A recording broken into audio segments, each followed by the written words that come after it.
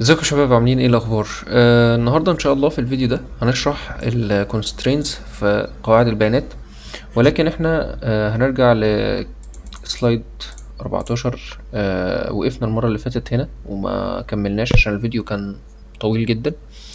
فهنبتدي من عند ال relational database schema.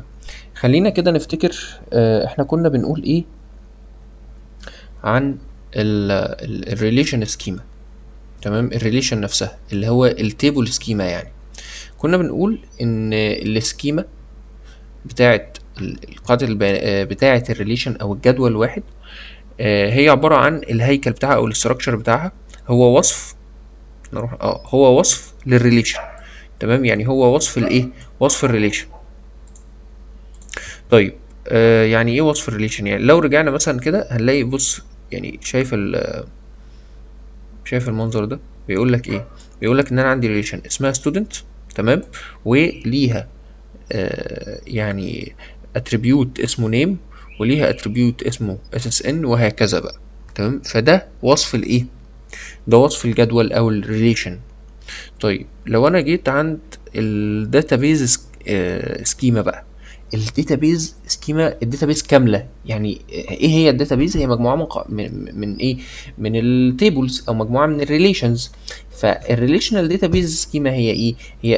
هي ست او مجموعه من الريليشنز، الريليشن سكيماز. يعني لو انا عندي جدول وجدول تاني وجدول تالت وجدول رابع، الاربع جداول اللي عندي دي السكيما بتاعتهم هي بتكون في الاخر كلها السكيما بتاعت ايه، بتاعت قاعدة البيانات.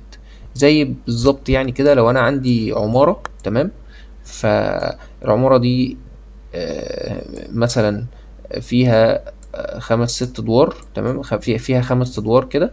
فلو انا عندي جنبها عمارة وعمارة وعمارة، تمام، كل عمارة ليها الاستراكشر بتاعها او الهيكل بتاعها.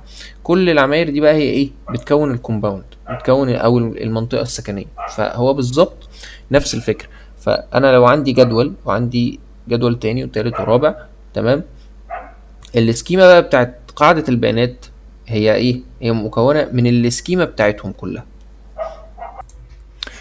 طيب فلو انا افترضت ان R1 هي يعني الريليشن سكيما بتاعت الريليشن رقم واحد. فلو انا مثلا عندي مثلا جدول او ريليشن اسمها R1، تمام، السكيما بتاعتها عبارة عن مثلا ايه، عبارة عن الشكل ده مثلا، تمام. وفي عندي R2 مثلا السكيما بتاعتها عبارة عن شكل قريب من ده، وهكذا. فلو انا هقول ان الاس ايكوال وافتح كيرلي براكت بالشكل ده واحط كل الجداول بنفس المنظر، تمام، هيقول لي ساعتها ان الاس is the name of whole database schema. يعني في الحاله دي انا الاس بتاعتي دي، تمام، هي الايه، هي اسم الداتابيز سكيما كلها. حلو كده. فلما يجي مثلا هو يقول لك ايه، لو عندي اس، تمام، اعرف طبعا مش رمز ثابت، هو ممكن يكون هيثبت الرمز، الله اعلم، بس يعني لو تفهم ساعتها ان الاس ده هو ايه، هو السكيما بتاعت اول جدول، السكيما بتاعت تاني جدول، وهكذا بقى. وهنا بيقول لي حاجة مهمة، تمام، and a set IC او integrity constraints. الكونسترينز احنا هنشرحها دلوقتي، يعني هنتكلم عن الكونسترينز، لان هي يعني انا عندي السكيما هيبص كده. عندي لما اجي اقول مثلا السكيما مثلا يعني بتاعه الجدول ده، سيبك من البيانات دي الستيت، تمام، سيبك منها. عندي المنظر ده السكيما الايه، الاتريبيوتس دي او الكولومز دي، تمام. دي كده السكيما بتاعه الريليشن دي. ولكن في حاجات بقى، في كونسترينز، زي مثلا يعني ان انا لما هاجي اعمل مثلا جدول اسمه مثلا ايه، جراديويتد، مثلا الطلاب اللي اتخرجوا، فهاجي اقول مثلا الاس اس ان بتاع الطالب، ومثلا تاريخ التخرج، مثلا الديت. في الحاله دي هيبقى في حاجه اسمها كونسترين، هيبقى في شرط. الشرط ده بيقول لك ايه، ان شايف الجدول اللي اسمه اس ان ده، الاتريبيوت اسف اللي اسمه اس ان ده، هو فورين كي تمام للاتريبيوت اللي اسمه اس اس ان في جدول الستودنتس. ما ينفعش اي جدول، ما ينفعش اي قيمه تتحط في هنا ما تكونش موجوده هنا اهو في الجدول الاساسي اللي انا اللي انا ايه واخد منه الفورين كي يعني. تمام. طيب هنشرح حته الكونسترينز والفورين كي والمش عارف ايه دي قدام يعني، دي جايه. تمام. طيب حلو. طيب عندي هنا R1 R2 R names of individual relation schemas. طيب هنا يعني هو بيكمل اللي انا بقوله يعني، اللي هو ان R1 و R2 وهكذا دول كل واحده فيهم هي اسم ريليشن واحده، السكيما بتاعت ريليشن واحده. يعني مثلا الار 1 ده مثلا السكيما دي، ار 2 سكيما مثلا زيها تاني، وهكذا لحد ما تخلص الجداول كلها وتجمع ده كله في اس، وتقول ان اس دي هي ايكوال كل ده. فبالاضافه طبعا للشروط بتاعت قاعده البيانات دي اللي هي الكونسترينز. تمام. وتقول لك ان كل ده ايه، كل ده ايه اسمه اسمه يعني داتابيز سكيما. تمام. طيب هنا بيقول لك ان انا عندي في السلايد الجاي عندي كومباني داتابيز وفيها 6 ريليشنز. فلو بصينا كده هنلاقي ده كده، دي كده السكيما بتاعت الداتابيز. بيقول لك انا عندي امبلوي، الامبلوي في كذا وكذا وكذا وهكذا. وهنا بيقول لك ده الايه، ده ال يعني الكي بتاع بتاع ده البرايمري كي يعني. وهكذا بقى في الديبارتمنت، في الديبارتمنت لوكيشن، في البروجكت، في الوركس اون، وهكذا بقى. ده ايه، ده مثال يعني، ده مثال عملي يعني، او مثال زي ما احنا شايفين. طيب احنا كنا اتكلمنا عن الريليشن ستيت. تمام. ونرجع نفتكر الريليشن ستيت تاني علشان مهمة يعني. الريليشن ستيت احنا كنا بنقول هي كل البيانات اللي في الجدول اللي في الجدول او في الريليشن في لحظة معينة. تمام. فدي الايه، دي اسمها الستيت. حلو. في اللحظة دي الستيت بتاعت ايه، بتاعت الجدول. فنفس الكلام اللي عملناه مع السكيما، تمام، او اللي قلناه في السكيما هنقوله في الستيت. هنقول ايه، ان لو انا عندي مجموعة من الريليشن او الريليشنز يعني، كل ريليشن فيها مجموعة من البيانات. فهات لي بقى كل الستيتس بتاعت الريليشنز اللي موجودة. فانا عندي جدول فيه مثلا 100 صف، وجدول تاني فيه مثلا 15 صف، وهكذا. هات لي بقى كل البيانات بتاعت الجداول اللي موجودة في قاعدة البيانات كلها. تمام. اللي هي ايه البيانات دي في اللحظة دي اسمها ايه، اسمها ستيت. فهات لي كل الستيتس بتاعت قواعد البيانات في اللحظة دي، وحطها في يعني حطها كده في يعني عبر عنها مثلا بار 1 مثلا او ار 2 هكذا، وحطها فين في كيرلي براكت. ساعتها هنقول ان ده الداتابيز سكيما. تمام. الداتابيز سكيما هي عباره عن ايه، هي عباره عن الداتابيز ستيت، انا اسف. فالداتابيز ستيت هي عباره عن الستيت بتاعت كل الجداول اللي موجوده في قاعده البيانات كلها. طيب يعني هنا بيقول لك معلومه ان الريليشن داتابيز ستيت ساعات بتتسمى داتابيز سناب شوت. سناب شوت يعني زي ما تقول كده هي لقطه كده يعني، كانك جبت كاميرا كده وعملت خدت لقطه كده في اللحظه دي، ده المنظر اللي قدامك. فهو بالظبط كانك جبت يعني اداه كده بتلتقط باك اب من قاعده البيانات في اللحظه دي. تمام. فبيسموها ايه، بيسموها سناب شوت او انستنس. تمام.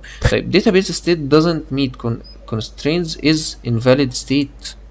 يعني ايه بقى، يعني انا قلت لك فوق ان انا عندي السكيما بتاعت قاعده البيانات هي عباره عن السكيما بتاعت كل الجداول اللي في قاعده البيانات، بالاضافه للانتجريتي كونسترينز، يعني الشروط اللي بناء عليها بحط البيانات في قاعده البيانات.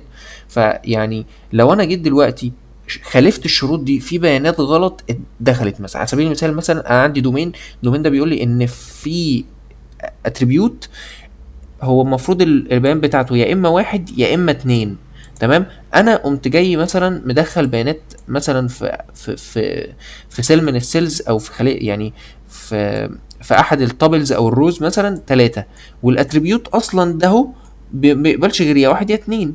ففي الحالة دي انا كده يعني لما اجي يعني اقول ان انا عندي البيانات دي، اقول لا البيانات دي مش صحيحه، خطأ، البيانات دي غلط. ما ينفعش ايه، ما ينفعش احطها في الداتابيز اصلا، الداتابيز مانجمنت سيستم هيرفض. ففي الحاله دي بسميها invalid state. تمام. تمام. طيب هنا بقى يعني زي ما تقول بيسمرايز اللي انا قلته. each relation will have many tuples in current relation state. يعني كل relation، كل جدول، تمام، هي ايه، هيبقى فيه مجموعة من التابلز، مجموعة من الروز او من الايه، من الصفوف. حلو كده. تمام. in current in current relation state، يعني كل relation هيبقى فيه مجموعة من الصفوف في الريليشن ستيت بتاعته. الداتابيز ستيت بقى هي مجموعة، هي يونيون او اتحاد كل الايه، الانديفيدوال ريليشن ستيت. يعني انا عندي اهو، ادي ريليشن ستيت اهو، وعندي ريليشن ستيت تانية موجودة في نفس قاعدة البيانات، وهكذا. اجمع لي بقى ده كله، تمام، هيسموها ايه، هيسموها داتابيز ستيت. يعني هي الاتحاد او مجموع ايه، الريليشن ستيتس. فهنا برضو بيقول لك حاجة. انا دلوقتي لو الداتابيز اي يعني اي وقت الداتابيز عندي اتغيرت، مثلا يعني في رو كان موجود انا حذفته، مستخدم كان موجود واتحذف، مستخدم كان موجود مثلا اسمه محمد وبقى اسمه محمد مثلا ايه، يعني بس بدل مثلا حرف الاتش خلاه مش عارف ايه، يعني غير بس حرف صغير، فكده في نيو ستيت ارايزز. يعني مجرد بس اي تغيير في قاعدة البيانات، فانا عندي ستيت جديدة ايه بتظهر. تمام. طيب ايه الاوبريشنز اللي ممكن تغير لي قاعده البيانات؟ البيزك اوبريشنز عندي الانسيرت، ان انا اضيف رو جديد. فانا مثلا لو عندي ستودنتس، تمام، الستودنتس دي مجموعه من الروز كده، فانا في مجموعه من الطلبه دخلوا تاني عندي السنه دي مثلا الاكاديميه، فابتدي ان انا اضيف الرو بتاعه، الروز كلها او التابلز بتاعتهم كلها. عندي طالب مثلا كان في غلطه مثلا مكتوبه في الاسم بتاعه في قاعده البيانات، وانا عايز اعدلها، فجيت انا اعمل موديفاي للايه، لاسمه مثلا، او ابديت لاسمه. حلو كده. ده انا ممكن كمان اعمل موديفاي اتريبيوت، يعني الاتريبيوت نفسه ممكن يعني اسمه يتغير، ممكن يتشال، ممكن يتضاف اتريبيوت جديد للجدول. ممكن احب ان انا مثلا يكون مثلا عندي طالب في ماده هو شايلها، فالماده دي اتضافت عنده في الايه، في جدول مثلا المواد بتاعته، وبعدين هو خلاص نجح فيها.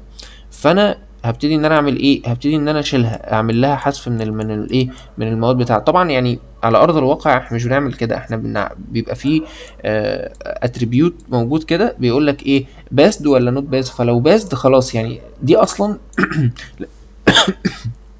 لما اجي ابتدي اعرض مثلا المواد اللي عليه، فانا اصلا if based ما يعني ما تعرضهاش، يعني خلاص. لو يعني علشان احتفظ بكل المواد اللي الطالب درسها. ولكن يعني انا بديك مثال ان لو عندي مثلا ماده معينه الطالب نجح فيها مثلا خلاص، وانا عايز اشيلها من عليه، فاقوم اعمل لها مثلا ايه، ممكن اقوم اعمل لها ديليت.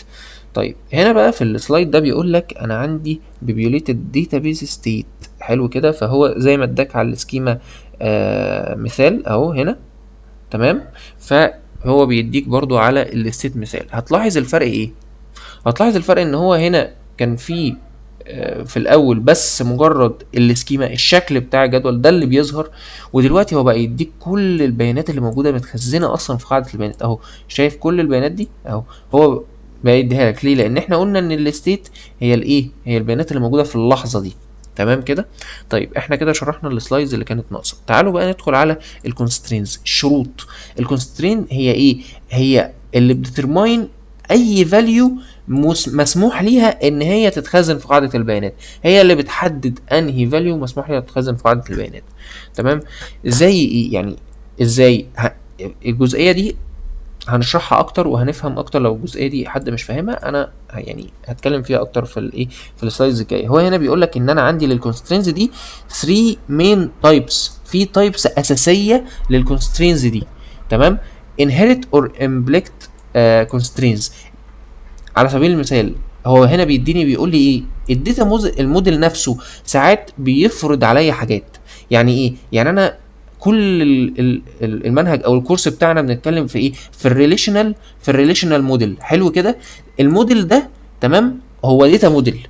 الداتا موديل ده نفسه بيحظر او ما بيسمحش بان انا اخزن ليست في الايه، في الاتريبيوت، او ان انا اخزن ليست في اي عمود. تمام. هو بيسمح لي بايه؟ باتوميك فاليو. اتوميك فاليو يعني انا مش مسموح لي اخزن مجموعه من الفاليوز في نفس الايه، في نفس الاتريبيوت او في نفس الكولوم. ما لازم كل كولوم يبقى ليها ما ايه يعني قيمه واحده بس اتوميك، ما ينفعش ايه، ما ينفعش تتغير. تمام. اسف، ما ينفعش يعني تحمل اكتر من قيمه، هي ممكن تتغير عادي، انا اسف. تمام. فهنا في الاول نوع هو، او اول نوع من الكونسترينز، هو بيقول لك انا محكوم بالايه، بالداتا موديل نفسه، وهو بيسمح لي بايه وما بيسمحليش بايه. تمام. دي حاجات انا ما بتناقش فيها لانها اصلا حاجات اساسيه. لكن عندي تاني نوع، السكيما بيزد اور اكسبليكت كونسترينز. ده بقى يا باشا اللي انت بتوصفه للداتابيز نفسها وانت بتعملها. بمعنى ايه؟ بمعنى بتقول لي بص، انا والله عندي داتابيز السكيما بتاعتها بالشكل الفلاني. تمام. عندي هنا في الجدول ده، شايف الجدول، شايف الاتريبيوت او الكولون ده اسمه اس اس ان بتاع الطالب، ده السوشيال سكيورتي نمبر. طب السوشيال سكيورتي نمبر عباره عن ايه؟ هتقول لي ده هو عباره عن يعني برايمري كي، ما ينفعش يكون نل وما ينفعش يكون متكرر. فساعتها انا حطيت الكونسترين ده، حطيت الشرط ده. لو اي بيانات دخلت لي مثلا متكرره في الاس ان او جالي نل مثلا، هيقول لي لا لا لا لا معلش، انا مش هسمح بدخول البيانات دي لانها متكرره او نل. او مثلا انا حاطط الاس اس ان ده انتجر، وقام داخل لي مثلا سترينج مثلا.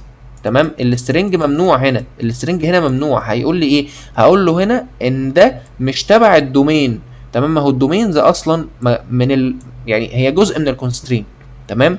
طيب هنا بقى بيقول لي في حاجه اسمها application based or semantic constraints. دي يا باشا انت ما بتحددهاش في قاعده البيانات. ليه؟ حاجه هو الريليشنال موديل نفسه او الموديل نفسه اللي انت بتستخدمه هي بره ايده يا باشا. انت دلوقتي مديني بتقول لي ان مثلا هو المستخدم هيدخل السن بتاعه اللي هو المفروض انتجر، فمثلا هو عنده 20 سنه فده انتجر. تمام. ما ينفعش يدخل سترينج. تمام. لكن انا مثلا في قاعده البيانات ما ينفعش اقول مثلا ايه، ان الجدول ده بص خليهولي مثلا ايه، مثلا ما يستقبلش اقل من 15 سنه. تمام. هو انا ممكن طبعا احط دومين واديه من رينج من 15 ل مش عارف كام، ولكن المقصود هنا ان في، يعني ده مثال صغير، لكن في حاجات انت مجبر تعملها بالبروجرام نفسه بقى، وانت بتعمل بروجرامنج مثلا يعني للويب بيج. فمثلا على سبيل المثال بتدخل باسورد، بتعمل ساين اب لموقع وبتدخل باسورد. الباسورد ده في الخليه دي، في الانبوت ده لازم يبقى تمام. عندي بكتب هنا ايه، هكتب باسورد في الجدول ده، اسف، في الانبوت ده لازم الباسورد يكون هو في مثلا ايه ريرايت باسورد، او ايه مثلا رايت باسورد اجين. حلو. طيب هنا مثلا بتقول لي انت مش مسموح لك تدخل ديت، تمام، قبل الديت الحالي. هي قاعدة البيانات تعرف ان هي الديت الحالي. طبعا هي ممكن، واكيد انا ممكن علشان خاطر لو حد مثلا بيتلاعب قرر ان هو يرجع بيانات مثلا، او يعمل تلاعب في قاعده البيانات، او يدخل قيمه غلط، فانا ممكن مثلا ايه احدد ان البيانات ما ينفعش تدخل ديت مثلا قبل الديت ولكن انا عايز اصلا قبل ما اوصل لقاعده البيانات عايز اقول للمستخدم استنى انت بتدخل ديت قبل الديت الحالي. انت مثلا هتنشر مثلا بوست على الفيسبوك في المستقبل. حلو. فبيقول لك ايه، اعمل جدوله، او يعني اعمل جدوله للبوست ده. فهتقوم انت مدخل مثلا ديت بتاع امبارح، فاللي هو اعمل جدوله امبارح، ارجع بقى امبارح كده وانشر البوست. ما ينفعش طبعا. حلو. فهنا من قبل اصلا ما قاعده البيانات تاخد القيمه، انا بيظهر لي في ايرور في الشاشه بتاعه المستخدم، بيقول لي انت بتدخل بيانات غير صالحه. تمام. طيب احنا هنتكلم بشكل اساسي عن السكيما بيزد، لان احنا ولا بنتكلم في برمجه، ولا طبعا احنا عارفين يعني ان في مجموعه من القواعد كده ما نقدرش ان احنا يعني آه نكسرها في الريليشنال موديل اللي احنا بندرسه. فاحنا هنتكلم عن السكيما بيزد. طيب بيقول لي هنا عندي relational integrity constraints. الconstraints هي conditions must hold، تمام، on all valid relation states. يعني ايه؟ يعني ما ينفعش تيجي حضرتك تدخل لي بيانات ما لا تتبع الكونديشنز دي. هقول لك غلط، مش هرفض. تمام. الداتابيز مانجمنت سيستم هيرفض، الدي بي ام اس هيقول لك ما ينفعش. فبيقول لك بقى ان في يعني ان في ثلاث انواع اساسيه من الاكسبلكت او السكيما بيزد. انت عشان ما تتلخبطش، انا هنا بقول لك ايه. تعالى بس نشيل كل الرسم ده. انا هنا عشان ما تتلخبطش بقول لك ايه، ان انا الكونسترينز نفسها انا عندي يعني في ليها مين تايبس، تمام. 3 برضو. الانهيرت اللي هي جايه من الداتا موديل نفسه، السكيما بيزد اللي انا بحددها، والابلكيشن بيزد اللي انا ببرمج الابلكيشن عليها. حلو. ادخل بقى في السكيما بيزد بقى اللي هي التانية دي، ادخل فيها. هيقول لك هي كمان بتتقسم او يعني ليها 3 مين تايبس: كي كونسترينز، وانتيتي كون انتجريتي، وريفلر ريفرنشال انتجريتي. تمام. كل حاجه من دول هنشرحها بالتفصيل، وسهلين على فكره مش صعبين. تمام. يعني التقسيمه دي مش محتاجين اكتر من ان احنا نعرف ان في انهيرت حاجات ليها علاقه بالموديل، ان دي ابلكيشن، ودي اللي هنتكلم عنها وهنقعد نرغي فيها، وان دي انا اللي بحددها. تمام. فعشان احددها انا محتاج اعرف 3 حاجات اساسيه. تمام. فيعني الموضوع بسيط يعني، مش اللي هو متشعب يعني، لا هو ممكن يبان كده لكن هو الموضوع بسيط يعني. وهنا بيقول لي حاجة مهمة برضو، ان another schema based constraint is domain. الكلام اللي كنا لسه بنقوله فوق، ان الدومين برضو هو جزء من الكونسترينز. تمام. وهو جزء من السكيما بيزد كونسترين. ليه؟ لان انا اللي بحدد الدومين بتاع الاتريبيوت. فبيقول لي if every value in a tuple must be from the domain of its attribute. يعني لو انا مثلا عندي tuple كده، tuples كده، مجموعه من التابلز، فعندي هنا attribute، فما ينفعش الفاليو اللي في السيل دي او اللي في الجزئيه دي من اي من التابل يعني ما تبقاش جزء من الدومين بتاع الايه الاتريبيوت. تمام. لان في الحاله دي هتبقى invalid، ومش يعني الدي بي ام اس مش هيقبل ان هي تتعمل لها insert. تمام. او ان لو انا بعمل ابديت مش هيقبل ان انا اعمل ابديت، وهكذا. فهي يا اما تبقى بنفس الدومين، تمام، يعني بنفس يعني قيمه بيسمح بيها الدومين، يا اما تبقى null في حاله ان انا قلت له هي الاتريبيوت ده nullable، او يعني مسموح فيه بالايه بالقيم النل.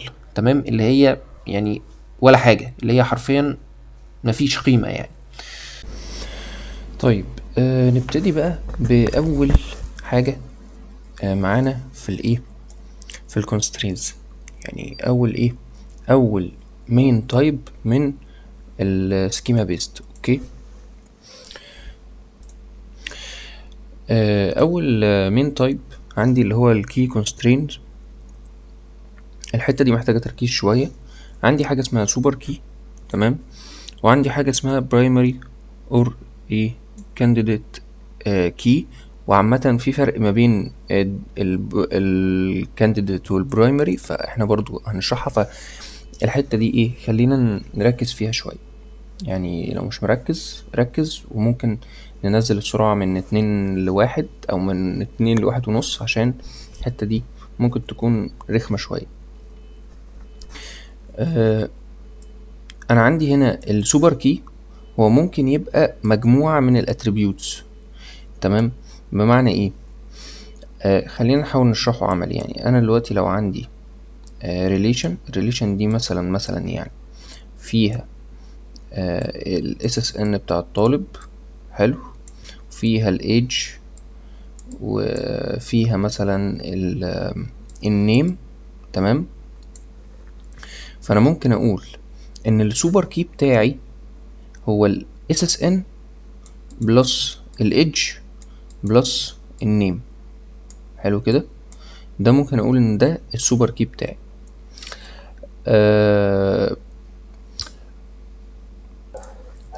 فلو انا بصيت على اي تابل بقى او اي رو عندي في الجدول، اكيد مش هي يعني مش هيجتمع ال ال التلاتة، مش هيبقوا نفس القيمة بالظبط. يعني لو واحد نفس الاسم اكيد مش هيبقى نفس الايدج، مش هيبقى نفس السوشيال سكيورتي نمبر.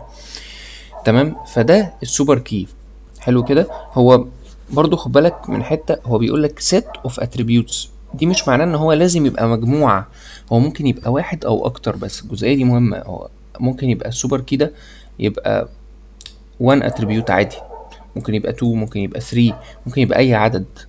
تمام، فهنا بيقول لك ايه، ان مفيش two tuples هيبقى في الستيت اللي هي البيانات، يعني هيبقى عندهم نفس الفاليو اوف ايه فور السوبر كي. يعني مستحيل تلاقي طالب عنده نفس الايدج، نفس النيم، نفس الاس ان.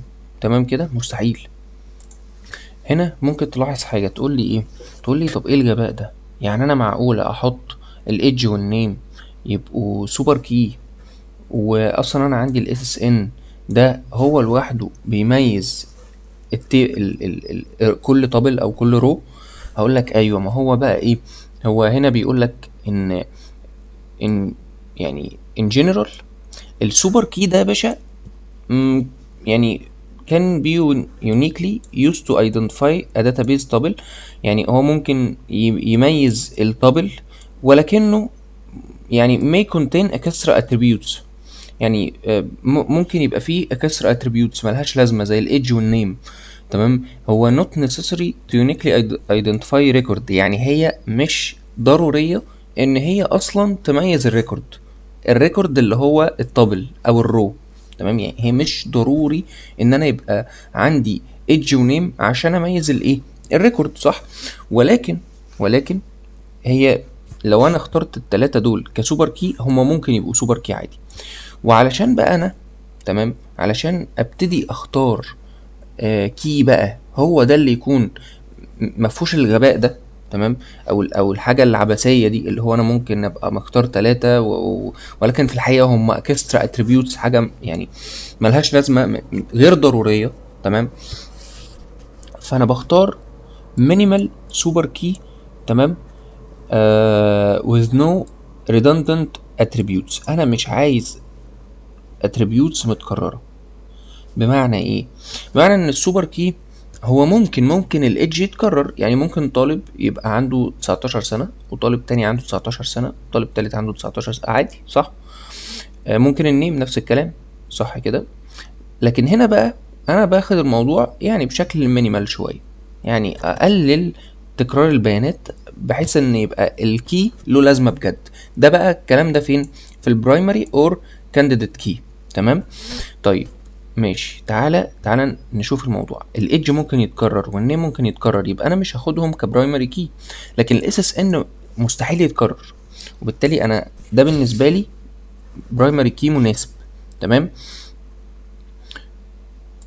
هنا بقى بيقول لي حاجه مهمه: adding zero or more attributes to candidate or primary key. تمام، generates super key. ايه يعني ايه adding zero؟ يعني انا لو ضفت زيرو، يعني لو انا سبتها زي ما هي، بمعنى ايه؟ بمعنى ان البرايمري كي هو سوبر كي. هو هنا حتى بيقول لي اكي اذا سوبر كي but not vice versa، يعني مش العكس. يعني السوبر كي هو مش شرط يبقى برايمري كي. تمام، لكن البرايمري كي هو كده كده سوبر كي. طيب الحته دي اقولها تاني عشان نفهم. انا عندي سوبر كي مكون من اس اس ان وايدج ونيم. تمام، ده اسمه سوبر كي. انا عايز اخليه مفيش ريدندنت في الداتا. تمام، بحيث ان ما يبقاش فيه ايدج 19 19 19 20 20 20، لا انا عايز حاجه اذكى شويه. خلاص، يبقى انا هختار الاس اس ان از ا برايمري كي. تمام، فالبرايمري كي ده نفسه هو برضو يعتبر سوبر كي، لان السوبر كي اصلا هو عبارة عن ايه؟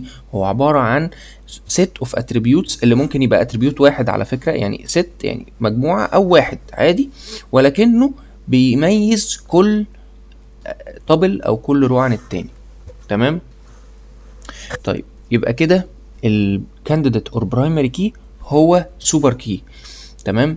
لكن لو جيت قلت ان السوبر كي في الحاله اللي فوق دي هو عباره عن اس ان وايدج ونيم، ففي الحاله دي هو نوت ا كي او نوت ا برايمري كي او كانديديت كي. تمام. طيب هنا بقى انا كنت يعني بحاول ان انا اركز على حته adding zero or more attributes. ليه؟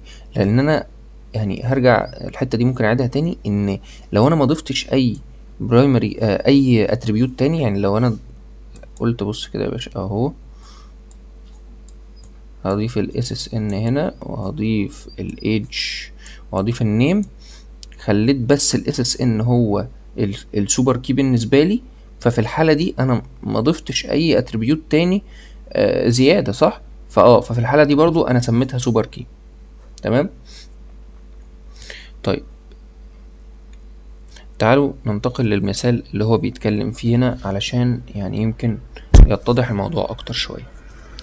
بيقول لي ال primary key value is used uniquely identify each tuple in a relation. The primary key attributes is underlined. يعني ال primary key ده يا باشا هو يعني زي ما انت شفت هنا انا عملت له underline هنا وانا بعبر عنه في الشكل ده يعني. تمام. تمام. طيب المثال ده انا قلت حاجه قريبه منه، الاس اس ان والايدج والفون اكستنشن اللي هو فوق هنا اتكلمت قلت الاس ان والايدج والنيم يعني ايا كان. تمام. يعني انا ممكن اقول ان التلاتة هما يعتبروا سوبر كي. طب ما انا ممكن اقول بقى ان الايدج والاس اس ان هو سوبر كي، ممكن اعتبر الاتنين دول بس سوبر كي. تمام. this table has many possible super keys.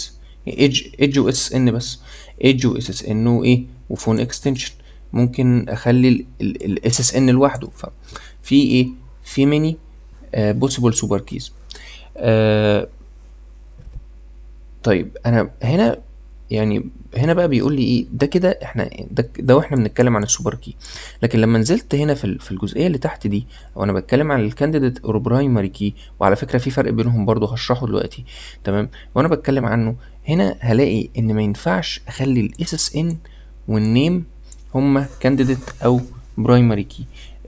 ليه بقى؟ لان النيم ممكن يتكرر، ممكن الايدج يتكرر، لكن الاس ان مش هيتكرر، وبالتالي هو بس اللي ممكن في الحالة دي يبقى candidate key عندي.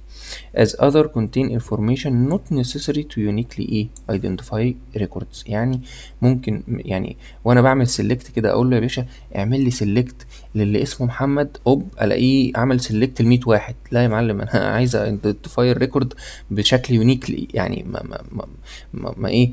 ما يتكررش. تمام. طيب if a relation has several candidate keys one is chosen to be primary key. الله الله الله الله، ايه ده يا معلم؟ هو انت مش قلت لي ان البرايمري او candidate key ده هو عبارة عن كي واحد؟ تمام. يعني هقول لك بس هنا في فرق صغير قوي. لو انا عندي مجموعة من المستخدمين، تمام، بالشكل ده، والحتة دي بقى ركز فيها معايا، لو انا عندي مجموعة من المستخدمين اسمهم users في ايه في ريليشن اسمهم يوزر او في جدول اسمه يوزر، عندي اي دي وعندي ايميل، تمام، وعندي بقى بقية البيانات بتاعتهم. طيب الاي دي هو كانديديت كي والايميل هو كانديديت كي برضو. ليه بقى؟ لان الاي دي انا هحط الاي دي لو الاي دي بتاعه رقم واحد، انا مستحيل ان يبقى فيه اي يوزر له نفس الاي دي. طيب الايميل، عندي ايميل، اليوزر ده ليه ايميل كذا، مستحيل نفس اليوزر تاني يبقى ليه نفس الايميل.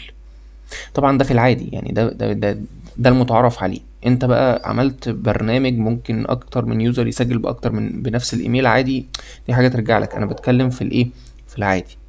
طيب يبقى انا عندي كده تو كانديديت كيز، عايز اختار برايمري كي واحد بس فيهم، انا هختار الاي دي وهقول يا باشا الاي دي ده هو البرايمري كي بتاعي، ولكن هنا تبقى عارف ان انا عندي اي دي وعندي ايميل، الاتنين يعتبروا كانديديت كيز، تمام، ولكن انا هختار برايمري كي واحد بس، واقول ان ده اللي هحط تحتيه الخط هو ده الاندرلايند.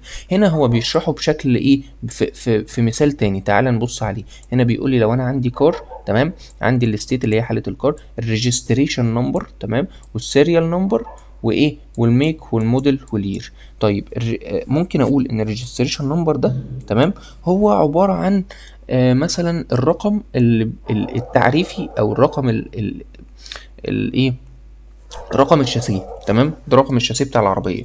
ممكن اقول ان السيريال نمبر، تمام، هو رقم الايه، رقم المتسلسل اللي جت بيه العربيه عندي مثلا في معرض العربيات، انا معرض عربيات ببيع عربيات، فده السيريال نمبر عندي. فممكن اختار مثلا اقول ان الريجستريشن نمبر هو كانديديت كي كده كده، والسيريال نمبر هو برضو كانديديت كي. مفيش عربيه في الحياه كلها هيبقى عندها نفس رقم الشاسيه، تمام، ومفيش عربيه عندي في المعرض هيبقى عندها نفس السيريال نمبر، ده رقم متسلسل كل مره ايه، بيزيد، كل مره بيزيد، تمام. تمام. طيب انا هختار في الحاله دي ان السيريال نمبر بتاعي هو يكون البرايمري كي بتاعي، ولكن انا هبقى عارف ان الريجستريشن نمبر وان السيريال نمبر هما الاتنين يعتبروا كانديديت كيز، تمام. تمام. هنا بيقول لي choose general rule choose primary key as the smallest of candidate keys in terms of size not always applicable. معناها ايه الجملة دي؟ معناها ان انا بقول لك هنا خد بالك، انا لما اختار البرايمري كي عدد اقل عدد ممكن من الكانديديت كيز، تمام، هي دي رول انا حاططها صح، بس هي مش دايما يعني قابلة للتطبيق. هتقول لي ازاي مش دايما قابلة للتطبيق؟ هقول لك لو انا عندي ويك انتيتي، فاكرين الويك انتيتي؟ ان هو مثلا يعني فون نمبرز، انا عندي يوزرز وكل يوزر عنده اكتر من فون نمبر. تعالى مش احنا لسه قايلين فوق ان انا ما ينفعش اخزن ليست في ال في في الداتا موديل اللي اسمه ريليشنال داتا موديل، وان ده من الانهيرت اور امبلكت كونسترينز، يعني الكونسترين الشرط اللي هو انا ما اقدرش اغيره ولا العب فيه ولا اقدر ان انا احطه ولا اشيله. اللي هو مثلا من ضمن الامثله بتاعته ان الريليشنال موديل مش بيخزن ليست، بيخزن اونلي اتوميك فاليو واحده بس لكل اتريبيوت ورو، لكل اتريبيوت يعني القيمه بتاعته في الرو يعني. ففي الحاله دي وانا بخزن الارقام التليفونات هضطر اعمل ايه؟ هضطر اخدها احطها في جدول منفصل. تعالى ننزل تحت ونفهم انا هضطر اعمل ايه. علشان في الحالة دي انا مش هينفع اختار البرايمري كي يكون حاجة واحدة بس، لازم اختاره. تعالوا هنفهم اهو، ادي البرايمري اهو، ادي الفون نمبرز، تمام. وهختار هنا، هقول لك بص، عندي يوزر، يعني ماشي، خليني اختصرها واقول اي دي اللي هي يوزر اي دي، وعندي الفون نمبر نفسه، تمام. لو انا بصيت هنا، انا والله الاي دي هو كانديديت كي والفون برضو ممكن يبقى كانديديت كي، ولكن هما الاتنين مع بعض بيشكلوا الكانديديت اور برايمري كي. ليه؟ ما انا ممكن اليوزر عادي جدا يبقى مخزن اكتر من رقم تليفون، وبالتالي انا ممكن الاقي ان الاي دي اتكرر معايا، والفون برضو لا، الفون هنا مش هيتكرر معايا، تمام. ما يعني 011 مش عارف كام، ده يوزر واحد بس هيخزنه، تمام، وهكذا بقى، تمام، 012 وهكذا، تمام. ففي الحالة دي انا عايز اخزن برايمري كي يكون بيحدد الرو بشكل دقيق. في الحالة دي انا لازم هختار الاتنين في الحالة دي معايا بلس بعض كده هما البرايمري كي، تمام. دي من ضمن الامثلة يعني، او من ضمن الحالات يعني. طيب عندي بعد كده حاجة اسمها entity integrity constraints. الموضوع ده سهل جدا وبسيط جدا ومفهوش كلام كتير. انا بكل بساطة باجي اقول لك ان البرايمري كي not equal null، بس سلام عليكم حرفيا، بس هو كده، ده اختصارها. طيب نشرح اكتر بقى عشان نفهم. تعال نشرح اكتر عشان نفهم. بيقول لك البرايمري كي attributes، تمام، of each relation schema cannot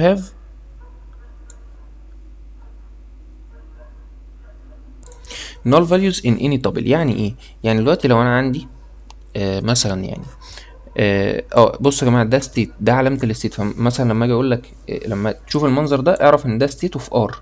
لما تشوف المنظر ده مثلا كده اهو، فده state of users. حلو، state of ايه؟ of الريليشن دي او في اوف التيبل ده.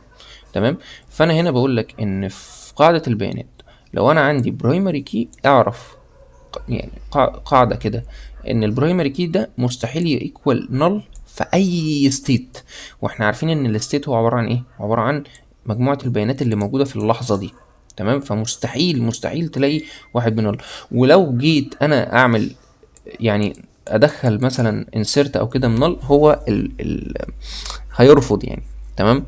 ولو انا عامل البرايمري كي ده بحاجه اسمها اوتو انكريمنت، تمام، ان ده يبقى رقم متسلسل وبيزيد كل مره بيتحط رقم اعلى من لو انا كتبتها بنل بشكل تلقائي. الدي بي ام اس هيشوف اخر رو كان او اخر طابل كان الاي دي بتاعه بكام، وهيقوم هو مزود عليه المره دي رقم تاني. تمام. فده حاجه، دي قاعده ثابته. فبيقول لك null is not allowed in any of these attributes. حتى يعني لان هو بيقول لك ايه، عارف لو البرايمري كي several attributes. فاكر لما انا قلت لك ان هنا عندي اي دي وهنا عندي فون نمبرز، والفون نمبرز دول الاتنين مع بعض بيكونوا برايمري كي. تمام. يبقى انا ما ينفعش هنا احط الاي دي بنل وما ينفعش احط الفون بنل، ما ينفعش. لازم الاتنين يبقوا فيهم قيمة، لان الاتنين بيميزوا الايه؟ بيميزوا البتاع ده الرو او الطابل. فبالتالي انا لو حطيت واحد فيهم بنال يبقى انا كده كسرت القاعده اللي بتقول ان اي برايمري كي ما ينفعش يبقى بنال حتى لو في سيفرال اتريبيوت، حتى لو في اي دي وفون، وحتى لو في 10 اتريبيوتس كلهم برايمري كي، ما احطهمش بنال.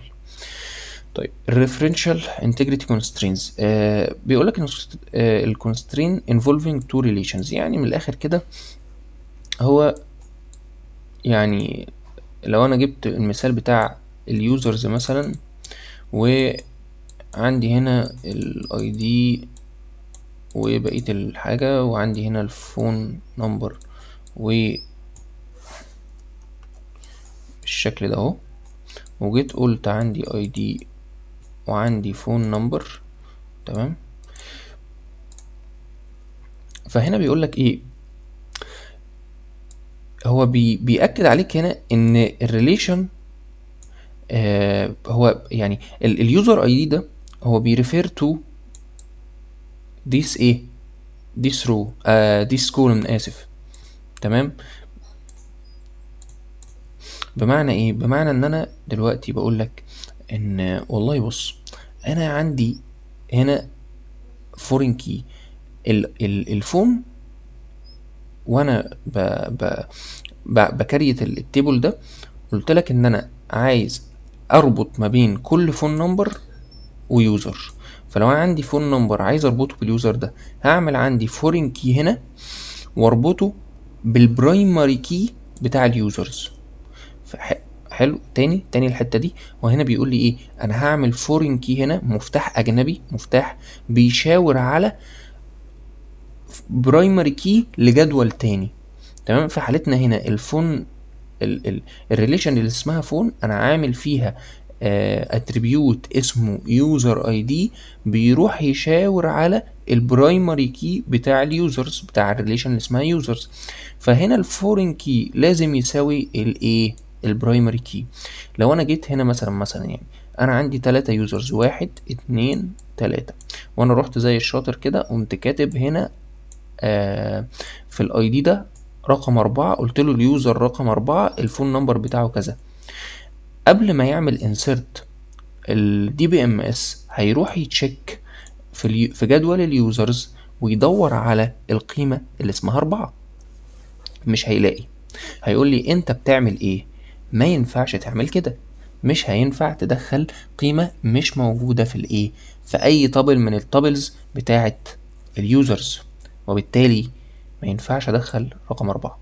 لكن لو جيت انا حاولت اقول له مثلا ايه، انا اليوزر رقم واحد الفون نمبر بتاعه كذا، فهيروح يتشيك على التابلز بتاعت الجدول اللي اسمه يوزرز، وهيبص على الايه البرايمري كي بتاعها، هيبص واحد اتنين ده واحد اهو موجود، خلاص تمام حلو قوي. طيب هنا بقى في السلايد دي بيقول لي حاجه، بيقول لي بص انا عندي احتمالين. الاحتمال الاول ان انا يكون عندي a value of an existing primary key value. بالفعل انا هنا ال ID ده موجود عندي من اليوزرز، فخدت مثلا رقم واحد ده خدته حطيته هنا تمام. يا اما هاجي اقول له null، لا قيمة، مفيش قيمة، مسموح ولكن في شرط. طيب تعالى ماشي، انا هعيد الحتة دي تاني علشان ممكن نتلخبط فيها. تمام. عندي جدول اسمه يوزرز، وعندي جدول اسمه فون. جيت انا حطيت القيمة هنا تمام، قلت له انا هحط قيمة بالفعل، مش هحط نل، انا هحط قيمة. تمام، القيمة دي موجودة فعلا في الاي دي. تمام، في الاتريبيوت اللي اسمه اي دي اللي هو برايمري كي بتاع اليوزرز، خدته حطيته هنا قلت له رقم واحد، ففي الحالة دي انا كده تمام. طيب جيت انا هنا قلت له لا، انا عايز احط نل. مسموح بس في حالات. طيب ايه هي الحالات؟ ان هو ان الفورين كي اتريبيوت ده تمام ما يكونش برضه في its own primary key. تمام، والا هيكون not allowed، لانه بيكسر القاعده اللي اسمها entity integrity. هتقولي معلش اشرح لي الحته دي مش فاهم حاجه. هقول لك اوكي، تعالى معايا. انا دلوقتي قلت الفون نمبر، تمام، الجدول اللي اسمه فون نمبر عندي ليه مثلا يعني مش مثلا، هو ده اللي موجود فعلا. عندي ليه برايمري كي، كومبوزيت برايمري كي، مكون من الاي دي بلس الفون نمبر. في الحالة دي هل ينفع احط الاي دي ده بنل؟ هتقولي لا، ده انت لسه قايل فوق ان لو انا عندي برايمري كي has several attributes، يعني هو اي دي بلس فون نمبر، في الحالة دي هيبقى not allowed to be ايه to be null. صح. طيب افرض انا خلاص، يعني خلاص المثال ده فهمته تمام، وعرفت ان الاي دي هو جزء من البرايمري كي، ففي الحاله دي انا ما ينفعش احط نل. بس تعالى افرض معايا مثال تاني. تمام، وتعالى ندور على مثال عملي. افرض معايا مثال تاني ومثلا فين ده مثلا، شايف المثال اهو. تمام، بروجكت. تمام، و ده فورين كي للديبارتمنت نمبر. هقول لك ممتاز، تعال نبص على المثال ده.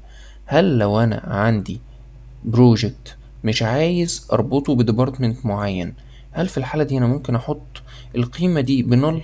هقول لك ماله، حطها بنل. تمام، بس انت ممكن في السكيمة بتاعت الجدول تقول لي ان الجدول ده نوت نل، وبالتالي ساعتها مش هيقبل. لكن لو انت سايبها equal عادي، ده مسموح بيه ان انا احط القيمة هنا بتاعة الديبارتمنت نمبر تمام بنل. ليه؟ يعني بص هنا، انت شايف هنا ايه؟ ده البرايمري كي. هل في هنا خط بيقول ان ده يعني برايمري كي مع البروجكت نمبر؟ هتقول لي لا، ده ايه، ده يعني اتريبيوت عادي، مش يعني ما هوش جزء من البرايمري كي. هقول لك في الحالة دي تمام، يبقى مسموح ان هو يكون بنل.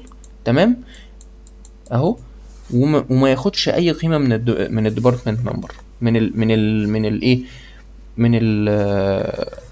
من الكي اللي هو كان فورين كي عليه. تمام. طيب بس يعني احنا يعتبر كده الحته دي يعني خلصناها، يا رب نكون الجزئيه دي فهمناها كويس يعني. طيب تعالى بقى نيجي السلايد ده. هو هنا يعني بيفهمني ازاي اعمل ديسبلاينج للريليشنال داتابيز والكونسترينز بتاعتها. تمام، هو هنا بيشرح لي، انا هاخدها واحده واحده. بيقول لك each relation schema can be displayed as a row attributes. انا هرسم السكيما اهو، واقول لك عندي جدول وفي SSN وفي مثلا name وفي كذا كذا كذا. the name of relation written above the attribute names. يبقى هكتب هنا students اهي، شفت ازاي اهو students. تمام. the primary key attribute المفروض ان المفروض ان هو ايه يبقى underlined. هحط تحت ال SSN ايه underline لان هو primary key. طيب a foreign key اللي هو referential integrity constraint is displayed as a directed arrow from the foreign key of attributes to the primary key. يعني لو انا عندي مثلا تيبل تاني، التيبل ده بيقول لك مثلا الطالب بتاعي سجل في مادة كذا، تمام كده اهو، فهبتدي ان انا اخد سهم من الفورين كي ده، تمام، اوديه للبرايمري كي اللي هو فين، اللي هو في الجدول الاساسي اللي هو الستودنتس. تمام. طيب في النكست سلايد، تمام، هو بيقول لك ان ده ايه، ان هو بقى بيورينا ريليشنال سكيما دايجرام بشكل ايه، بشكل كامل. تمام.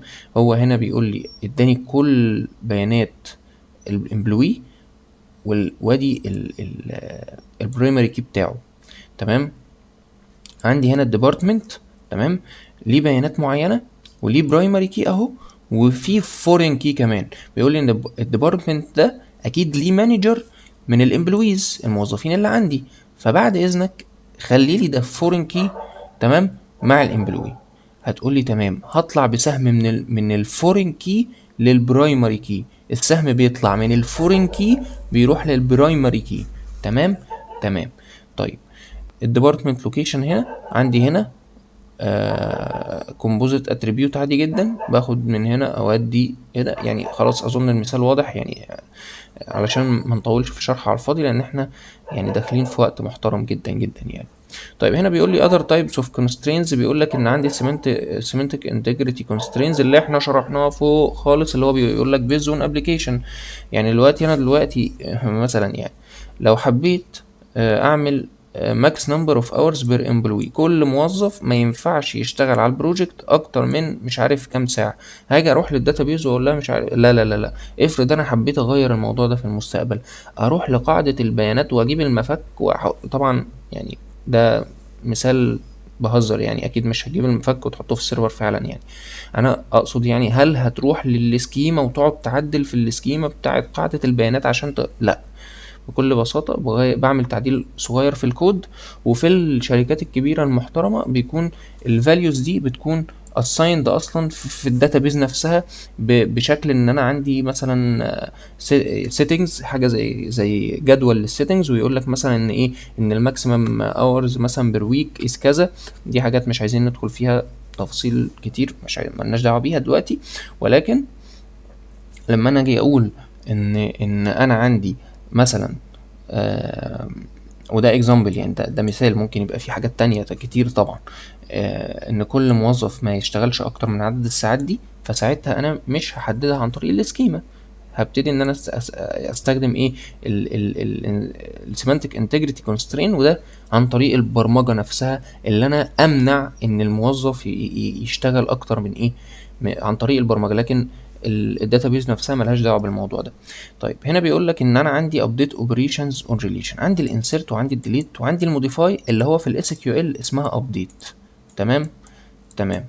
طيب ممكن اعمل insert، ممكن اعمل delete، ممكن اعمل modify، ولكن في شروط مهمة قوي، ان integrity constraints ما ينفعش be violated by update operations. يعني ما ينفعش مثلا اجي اعمل update لمثلا ايميل حلو كده، واقوم رايح كاتب نفس الايميل في رو تاني، وانا قايل ان الايميل ده يونيك ما بيتكررش، او الاي دي مثلا يبقى عندي اي دي وده برايمري كي، اقوم رايح مخلي يوزر بنفس الاي دي بتاع يوزر تاني. يعني لو عندي مثلا يوزر اي دي اسمه مثلا 375، اقوم رايح ليوزر اللي بعديه واحطه برضو 375، انا كده بعمل فايوليت لايه، للانتجريتي كونسترينز، ما ينفعش. طيب ولا ينفع اعمل انسيرت برضه، هو هنا بيقول لك باي ابديت، لا، ما هو حتى لو يعني مش الابديت اوبريشنز بس، ده انا كمان الانسيرت وانا بانسيرت رو جديد او طابل جديد، ما ينفعش ان انا ايه افايوليت الايه، افايوليت الانتجريتي كونسترينز.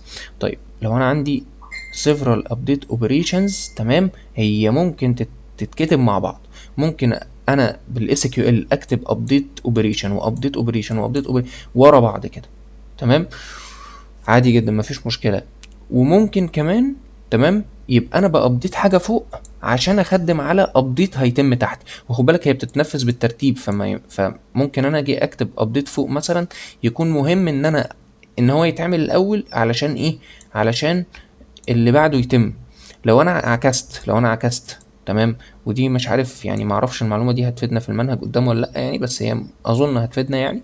لو انا عكست وخليت واحد منهم فوق التاني، لو هما ترتيبهم مهم، في الحاله دي هيحصل ايرور، مش هينفع، تمام، لو واحد معتمد على التاني، لان هو ما بيتنفذش كلهم في نفس اللحظه، لا دول بيتنفذوا ورا بعض تحت بعض كده.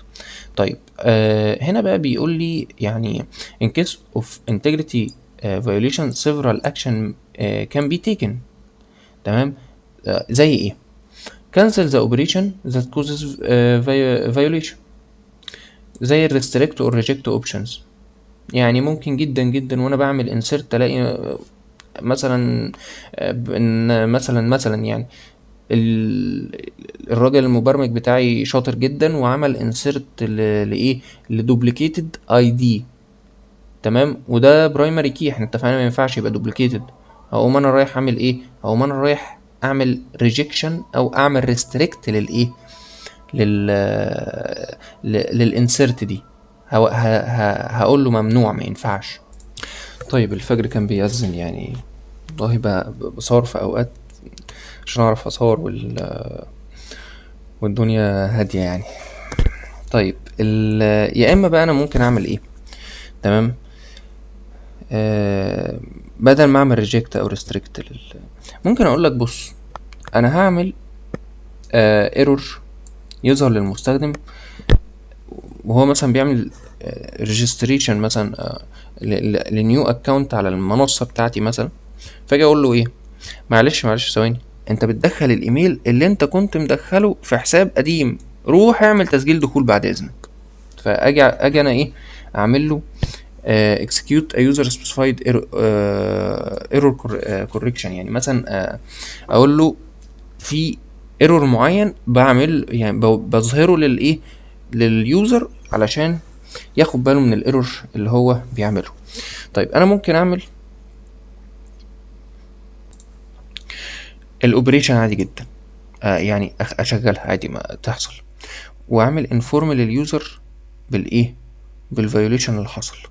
دي ليها حالات احنا نحفظها زي ما هي، لان ليها حالات انا مش عايز ادخل في تفاصيل تكنيكال يعني دلوقتي. فاحنا ممكن ايه، ننفذ، ولكن من ايه، ما يعني نقول له بص خد بالك في مشكله هنا يا باشا. ممكن اعمل حاجه تانية، اعمل حاجه اسمها trigger additional update so violation is corrected.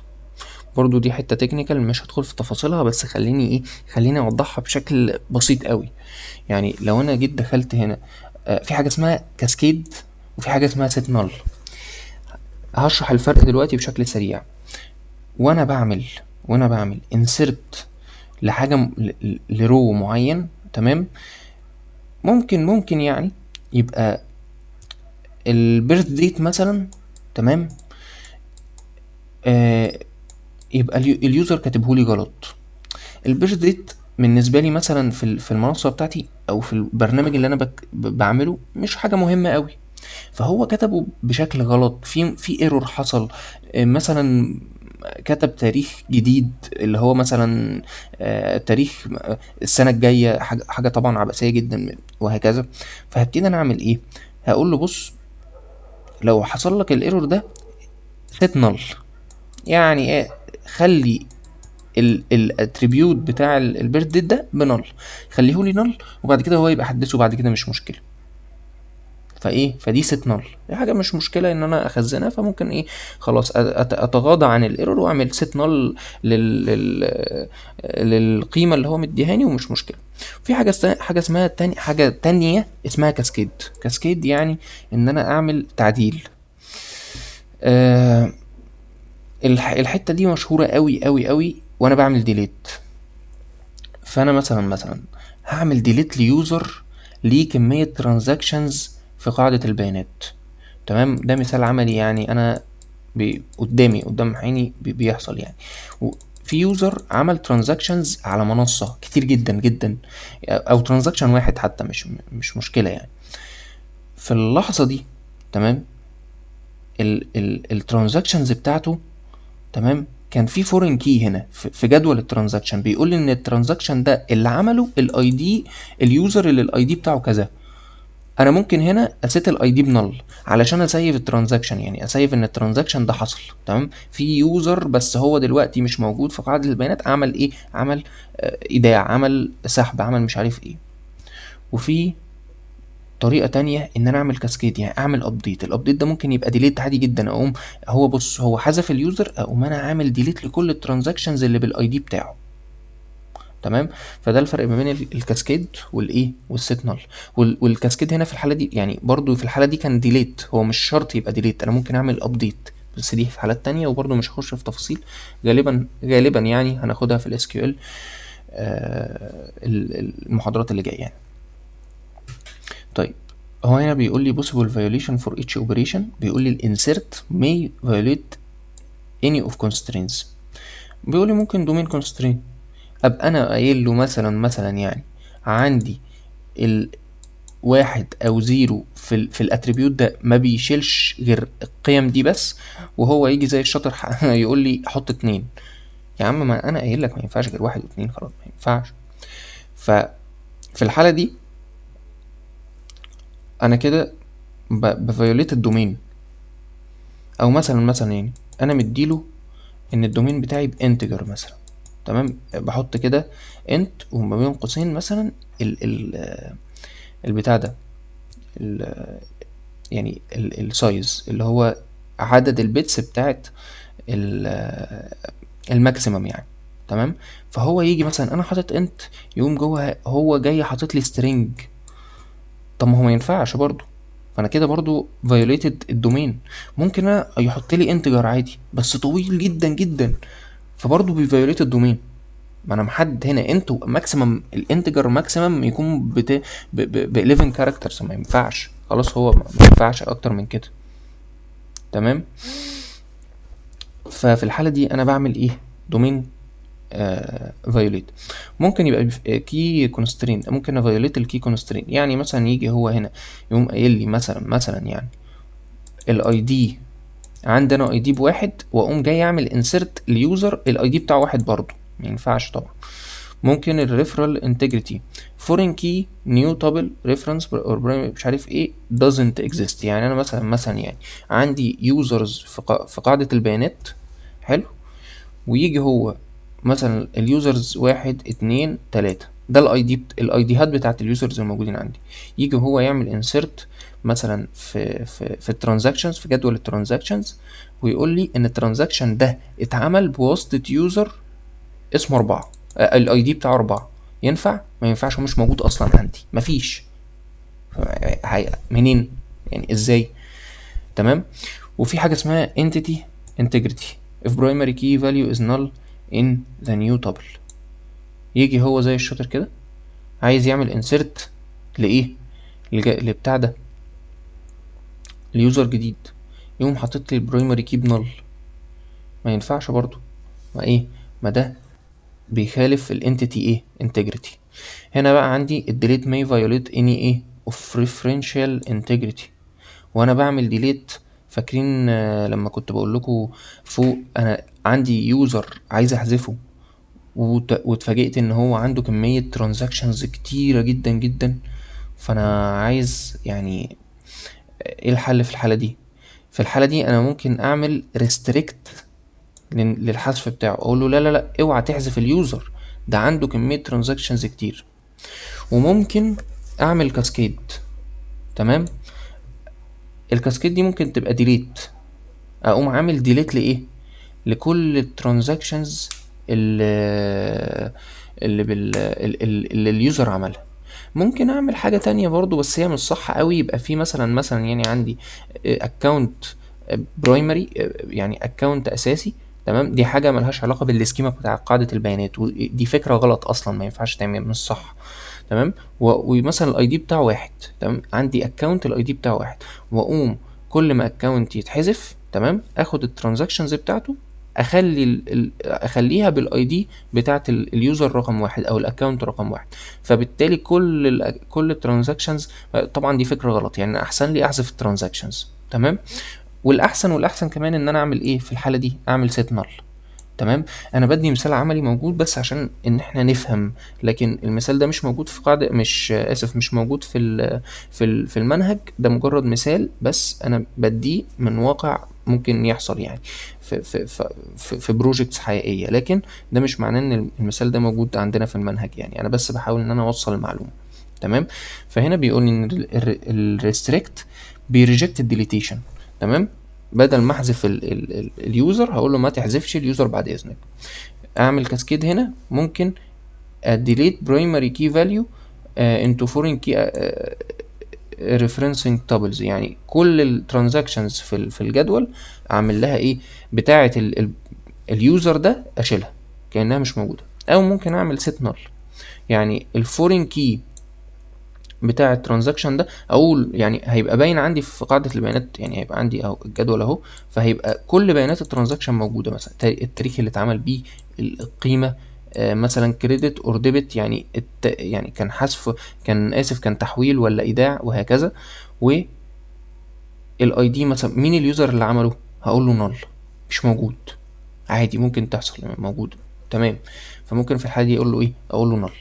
تمام. دول الثلاث احتمالات اللي عندي. هو هنا بيقول لي one of the above options must be specified during database ايه design. وانا بديزاين السكيما بتاعت الداتابيز وببتدي اقول اوصل فورين كي بالكي يعني الاساسي، لازم هقول له هتعمل ريستريكت ولا كاسكيد ولا هتعمل سيت نل، لازم انا احدد الكلام ده. تمام. طيب هنا بيقول لي في حاجه اسمها update violate domain constraint not null and not null يعني. تمام. يعني هنا بيقول لي ايه، والله انا ممكن افايوليت الدومين constraint وممكن افايوليت النوت null on attributes. اجي كده يعني اعمل update واقوم شايل قيمه من القيم، مثلا الحساب عندي او الاكونت بتاعي اتعمل مثلا سنة 2019 على المنصة بتاع أي منصة في الدنيا، فأنا آسف اتعمل له أبديت، آخر مرة اتعمل له أبديت مثلا. طبعا الكرييشن ديت ما ينفعش يتعدل أصلا، يعني ده الصح، يعني أي قيمة في قاعدة البيانات ممكن تتعدل لكن صح. فأنا هاجي مثلا أديك مثال على الإيه، الأبديت ديت. تمام. آخر مرة عملت أبديت لبيانات الحساب بتاعي، حلو كده. فجيت أنا بدل ما احط يعني ابديت ديت حقيقي قمت حاطط نل، ما هو ما ينفعش، ما ينفعش ازاي طيب. ففي الحاله دي انا هقول له ايه، انا في الحاله دي انت فايوليتد ان ده نوت نل، يعني انا اصلا عامله نوت نل. وممكن اعمل دومين كونسترين فايوليت برضو فايوليشن، يعني ممكن مثلا وانا باجي اعمل ديليت وانا بعمل ابديت يبقى عندي انتجر، يبقى عندي اسمه ايه ده، الواحد بدأ يفقد تركيزه، ما علينا. عندي اتريبيوت بانتجر وانا احط له سترينج، فانا كده عملت فايوليت للايه، للدومين. طيب